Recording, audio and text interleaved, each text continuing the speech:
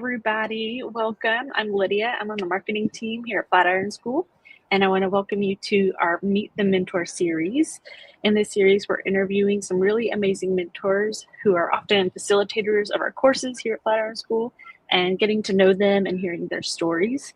Our guest today is Jasmine Daly. Welcome, Jasmine. Hello, thank you. Hello. We're really excited that you're here. So I was wondering if you could kick us off just by telling us a little bit about yourself. Absolutely. So I'm Jasmine Daly. I am based in Glastonbury, Connecticut, right in the middle. Known for the best thing about it is you can get to New York and Boston in under 2 hours, but I love it here.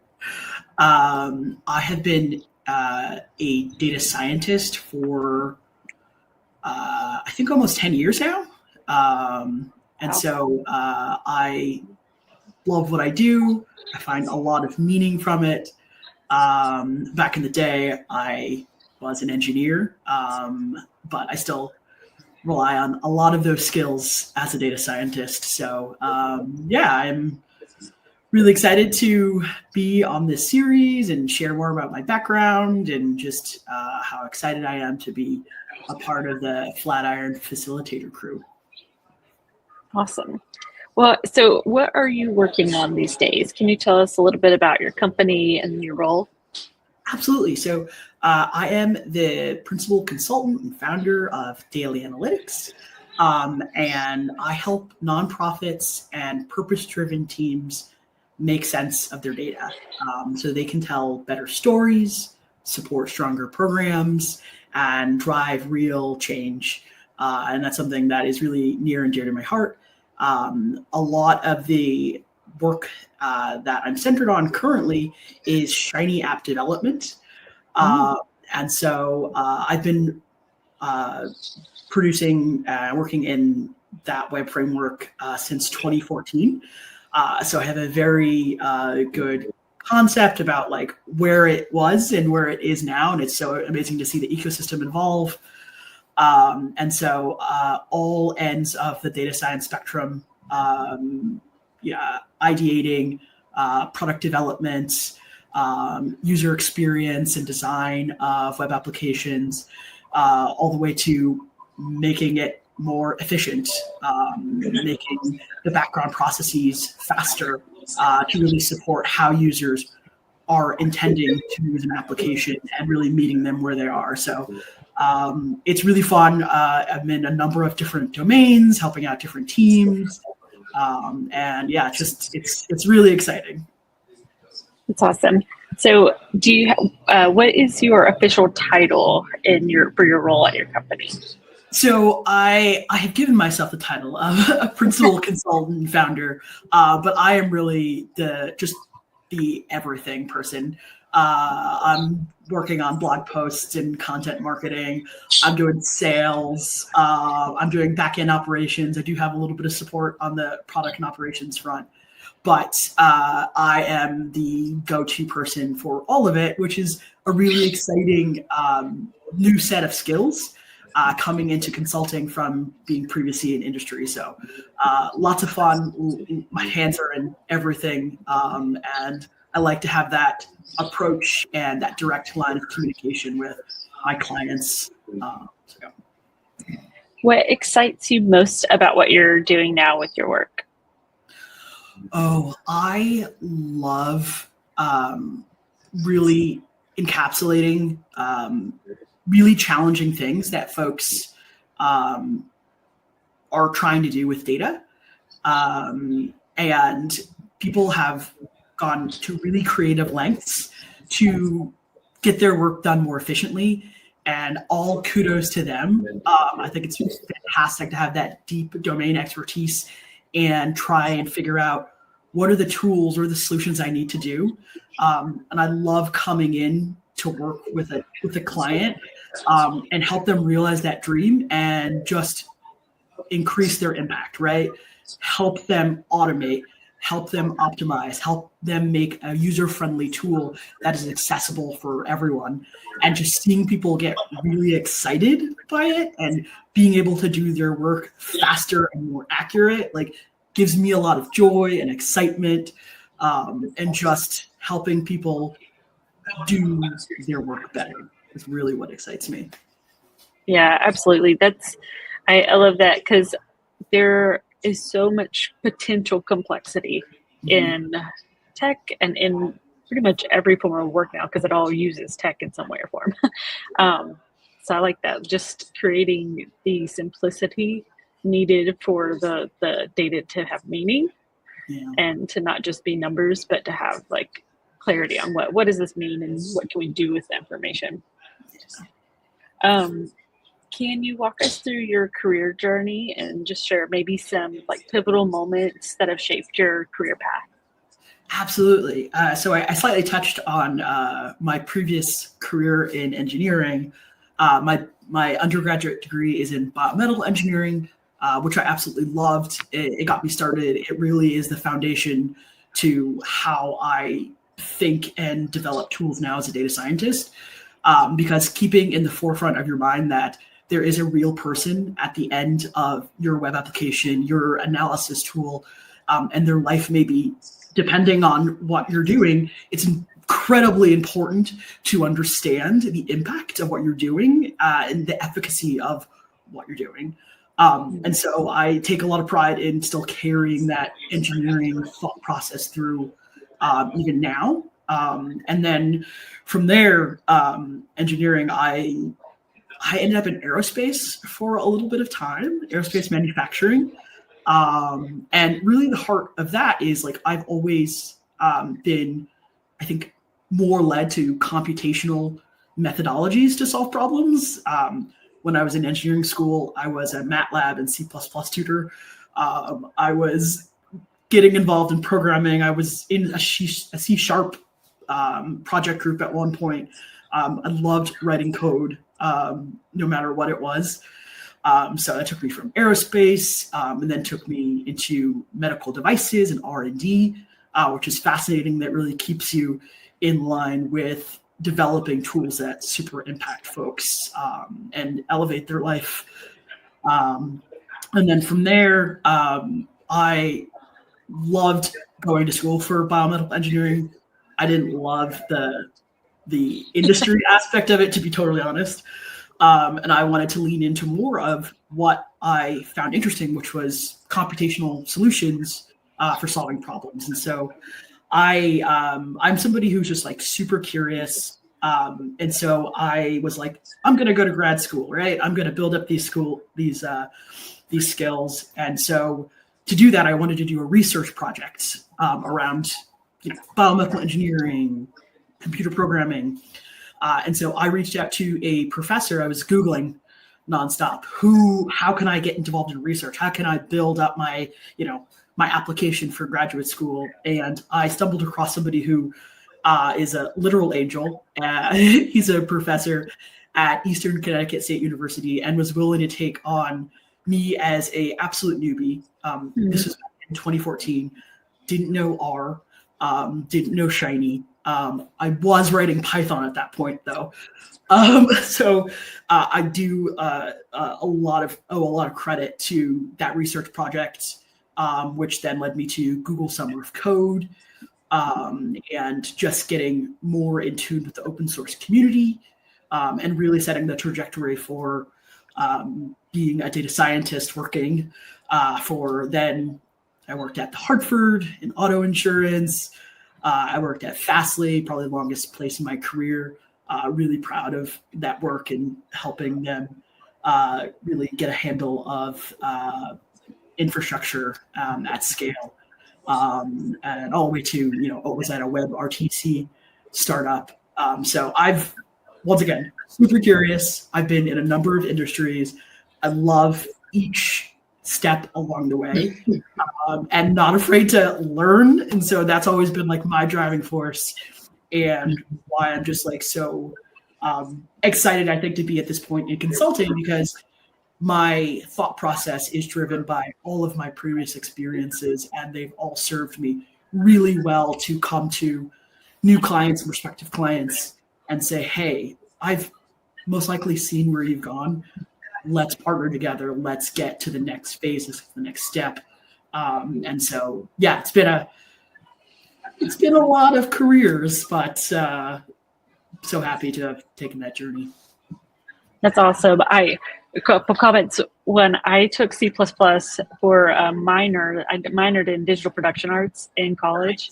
And so I had to take C and C++, and we were designing little 2D video games or computer games and stuff. And that is tough stuff. At least for me, I like front end stuff a little bit more, more of the visual stuff. But yeah, C++ is tough. Yes, I don't do C++ anymore. Yeah. And then I also think it's really cool that you ended up gaining expertise in so many different industries.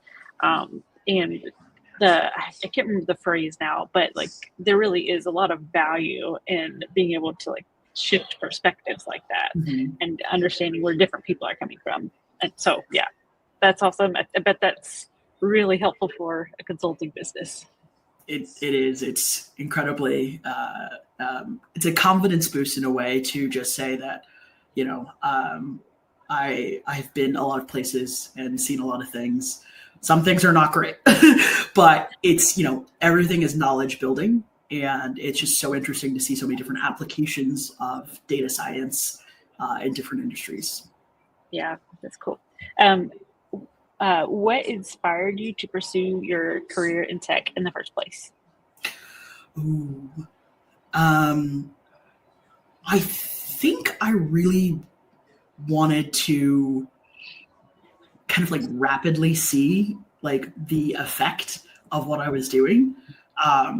Highly regulated industries are super interesting, but it's a really long tail of seeing you're working on this, medical device, and it doesn't hit the market for a very long time.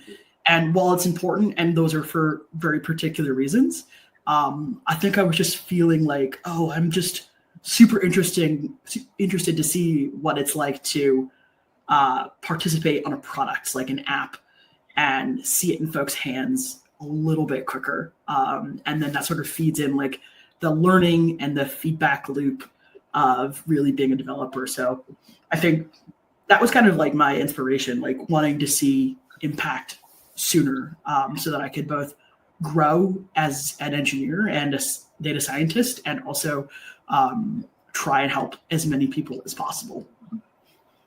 Yeah, that's cool. So at any point, did you make an educational decision? Did your education play a role in your path, or did you kind of use roles within your company to jump around and to kind of hone your skill set? Yeah. So along that path, I had a couple stints in graduate school. I did not finish. I was at DePaul University in their predictive analytics program.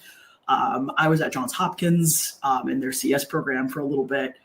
And so those gave me some really interesting tidbits for thought, food for thought, about one, having the foundational understandings of computational programming and statistics. But on the other hand, I was doing that while working full-time as a data scientist and getting hands-on applied knowledge, which is so crucial to just understanding what you're doing. And so while I loved my attempts at grad school, and it's for certain people, it's not quite for me. I loved applied learning. I loved short bursts of project-based orientation and learning online. I did a ton of self-learning, and just there's so much to do to sort of enrich your background, and different ways to go about it, which is just so fantastic. So yeah, education played a role, but in fact, I feel it really cemented the idea of applied learning for me. Yeah, it sounds like you kind of carved your own path. I think so. Yeah. I mean, it seems like you have. Thank you. What is this one's kind of a hard one to answer, so you can take a minute to think about it if you Okay. need to. But one-to-one lesson from your career that has stuck with you, and was there a moment where you, or I'll just let you think about that one, and then we can go to the next one. So, what's one lesson from your career that has stuck with you? This is very top of mind, and I learned it from another senior engineer not too long ago. So one lesson which I apply currently is always asking, like, what is the business purpose of what you're doing? It's super critical to understand, so you're not sitting there in a vacuum working on projects and ideas that you think are important but are not crucial to the business goals and the roadmap that's set ahead. It's super easy to get super interested in what you're doing, and you have a different idea of the path ahead. But it's like super important in your one-on-ones, in your larger team meetings, always be asking, like, what's the business purpose of this? Am I working on the right thing? So that you're always able to course correct if it's off or misaligned. And so that plays deeply into consulting, where often time is of the essence, and providing valuable consulting time and effort and knowledge. I always want to be working on high priority work that is the most meaningful, that has the highest impact, so that folks can also give me the feedback that I need to constantly improve that cycle. So definitely, like, the one lesson is, like, please always be asking, what is the business purpose, so that you can be working on high value work. That's good. Another tough one. Was there a moment where you faced a challenge or failure? And then how did you respond to that? Yeah, I think like I think a lot of folks in the tech industry over the last couple of years, one sort of moment where I felt like a challenge, or it was a failure or a roadblock, was getting laid off, which is not uncommon right now. And it's so unfortunate that it's affecting so many people. But that was really a pivotal moment where I was contemplating, like, what am I going to do next? Like, I have a little bit of time. You can go in many different directions. And so that was tough. And sometimes having that time to think is also a detriment. Like, you have too much free time on your hands. I don't have too much free time. I have 2 4-year-old twins. So I never have free time, but that's hard and a really challenging aspect, especially when you have a really tight coupling between you as a person and you in your work life. And those sort of collide when you have something like a layoff, and you have so much meaning and association built with a role and a title and a company. And so, that was really hard. So this, just to like take it one step further, how do you feel like you grew from that experience?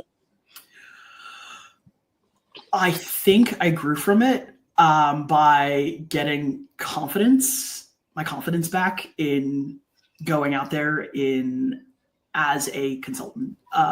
Like, I had no other choice. And I'm so grateful for that moment of clarity and the opportunity to grow. And it makes me really appreciative of all the relationships that I've built with folks at companies. I still am on WhatsApp groups with former coworkers, and I love, and jobs may not be forever, but like the people along the way and the folks you meet, like, that's priceless. And so I take a lot of like reflective time, during that process, but I'm so happy for the people I met and the things that I learned during it. I heard a quote the other day about reflection, and I can't remember exactly how it goes, but it was this person was basically saying that it's not the trials that we go through that teach us, but what happens when we reflect on them, and like what we learn by reflecting on them. So I think that's really cool because it's like that time where you had to reflect on it also helped you realize probably like how much you actually know, and the kind of was like, oh, I can go into consulting. I have Yeah. this skill set. So why am I not doing that? Yeah. So Absolutely. that's really cool. Well, I'm going to shift gears a little bit into mentorship. And I was wondering if you could just share how you first got connected with Flatiron School and what drew you to the school. Yes. So I am always like networking, like virtually in particular groups like Slack groups or other forums, Discord. And so I remember in one of the groups, somebody talking about, I believe they were like a former facilitator, talking about their experience and sharing the post of being like, hey, they're seeking, professionals, people who have been in that spot before to act as facilitators and mentors and guides. And so I thought that looked like a really interesting opportunity. I have previously done teaching before. I led a 10-week course way back in 2017. And so like I knew that I had a fondness for helping others learn. And so that's how I got connected. That's awesome. So sorry, I'm like my brain. Has anyone I was like about to say the same question I just asked.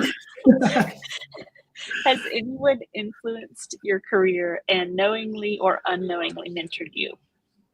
Ooh, I'd have to go back to that professor that I mentioned who helped me. I will say his name. His name is Dr. Garrett Dansick at Eastern Connecticut State University. It knowingly mentored me and really got me started in our programming and Shiny development, and really the thought process of building tools to help folks who are often not technical, and they shouldn't have to be be able to complete their work, and building tools to support them. And so, Dr. Dansick has like very much influenced my career and my thought pattern, and we're still in contact, which is fantastic. So yeah, that's it was a mentor that I seeked out, and I'm so happy that had flourished the way it did. It's cool that you're still in touch with them too. Yeah. So you're able to tap on the shoulder every now and then, be like, I have a question. Yeah. need help. Yeah. So for you, what has been the most rewarding part of mentoring students so far? I love seeing when people can connect the dots between like the theoretical aspects and like the practical concepts. I am somebody like if we're in a session and we're explaining something and I see that light bulb go off, like you can see on folks' face, they're like, I get it. Like I'm the person, I'm like, yes, we worked together. We got it. I'm so happy that you also understand it. And it's such a gratifying thing to help somebody get through a problem and then understand it with confidence. And so I find that to be just really exciting part of mentoring. Yeah. Now, if you could give advice, so if you give one piece of advice to a student or someone who's just starting out in tech, what would it be? Let's see. This is a thinking question, I would say. So my one piece of advice stems from a question I used to get from other folks looking to break into the industry and building their portfolio. A lot of folks ask, well, what goes into portfolio? What should I do? Like my advice has always been lean into what you find interesting. And that sounds like a really obvious thing, but I think when folks are getting ready and looking for, like the ideal project, they always forget like, oh, if I'm really into plants, maybe I should find a data set that features that and build an application or build a tool. And just like, that is my advice, like lean into your hobbies, lean into what makes you, and let it shine and show in your portfolio. And that will absolutely help, I think, breaking into tech as a new person. So that's a perfect segue, because my next question is, what's something new that you're learning or exploring right now? yes, I have a new hobby, which I think is a lot of folks' new hobby, especially from the pandemic, and that is birding. Oh, I've got the eBird app and I've got the Merlin app, and I love being outside. I was just out today, chirps and chirps, whip out my app, start identifying birds, getting understanding of where they're at and, the climate. And it's just so interesting. I just built bird houses very recently, which was a new woodworking blend with birding.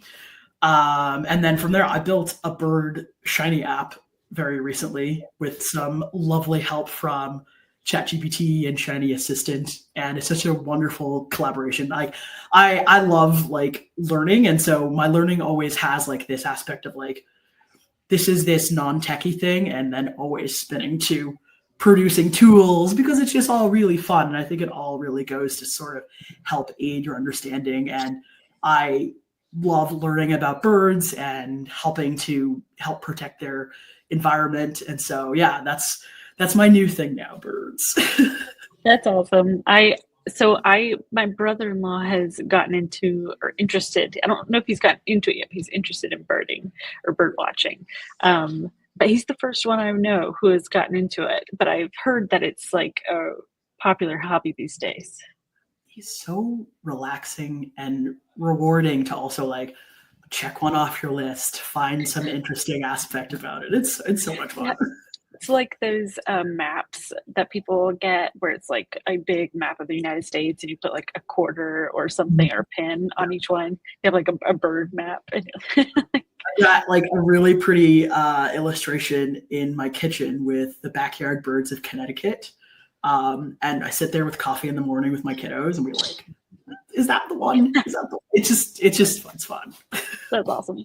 Well, and two, I like that you brought that up as an example, because in the fact that you end up creating tools around it, because I think sometimes our greatest creativity, even around the work that we do, is tied to a different type of project or a different way of seeing something. So just having something that you're passionate about, that you do for fun, and then finding it ends up spurring you on to learn more things that end up connecting back to the work that you do. So it's really cool. Yeah. So this one, I'll go ahead and ask, it's kind of tied to the last one, but are there any projects you're working on that you're particularly passionate about? So that could be personal, like your bird watching, or it could be work related. Let's see. I think I'll default to bird related. I'm really excited about this application, making the UI beautiful and useful, and also thinking about how to bring in different types of data sets and the considerations around it, because there's a lot of geotagged data and privacy concerns. And so that also leads to other ideas, and different parts of my brain start lighting up about how to expand this project, how to, have others find it interesting. It's okay if nobody else finds it interesting. I find it interesting, but yeah, I'm really passionate about this project and just expanding it and learning more. And also from that, then having it be a component of conservation for others, and spreading the word about how to help these birds, have the habitat that they're used to, maybe trying to reduce less human activity on that. And so everything is a learning opportunity, and I'm really excited about that side project that I've got going on. That's cool. All right. This is the last official question, and then we're going to hit some lightning round questions. Okay. So looking ahead, what is a big dream or ambition you're looking toward in your career? Ooh, a big dream. Let's see. I would love to build out daily analytics a little bit more, with more team members, but also really have that be a platform to serve other folks who are especially working parents, and providing them with an opportunity to work and have the flexibility and have a lot of joy in what they do and helping to identify that. So I think that's sort of an ambition that I am sort of working towards. And that is, also a part of my career aspect as well. Awesome. Well, thank you. We're going to move on into our lightning round questions, which really means you can answer in as much time as you need to, but I'm going to attempt to read the questions faster. All right. What's something you're listening to or reading right now? Okay. I am listening to the Business of Authority podcast right now. Super interesting content. What's one product or tool you're into right now? I'm really into the Merlin bird identification app right now. When is your next cohort? It starts Monday, the 5th of May. Yes. Where can listeners find you? I'm everywhere, I believe. You can find me on my website, dailyanalytics.com. You can find me on LinkedIn. I'm on Blue Sky. I'm on Mastodon sometimes. But yeah, that's where they can find me. All right. And what made you smile this week? Ooh. Yeah, I was listening to my Discover Weekly playlist on Spotify, and a really unexpected acoustic version of Unwritten came on, and it made me smile. It was unexpected and it was lovely. I love it when a really old song from a playlist just pops up and you're like, I forgot this song existed. And yet you still know the words. Yeah, and it takes you 10 years back in time. All right. Well, that wraps up our questions. Thank you so much for meeting with me today. I've enjoyed it, and I know that all of the students and people who get to listen in are going to really appreciate getting to know you and learning more about our mentors here. So I really appreciate your time, and I hope you have an awesome day. Thank you so much. This was awesome. Bye. Bye.